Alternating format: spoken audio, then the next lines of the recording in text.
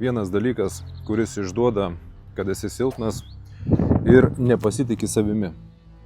Dauguma tai daro ir net nesusivokia. Išklausyk iki galo.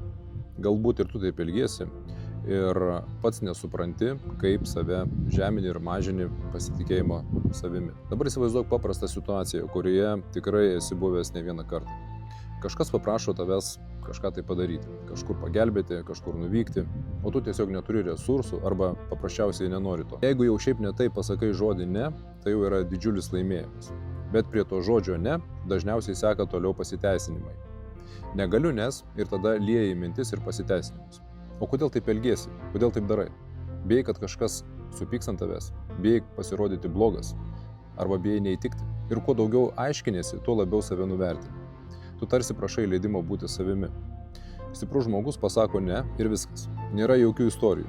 Jis žino, kodėl nenori ir jam to užtenka. O moralas yra toksai. Jeigu nori sustiprinti pasitikėjimą savimi ir kad žmonės nustotų į tave žiūrėti iš aukšto, pradėk keisti savo mąstyseną ir savo bendravimo būdą.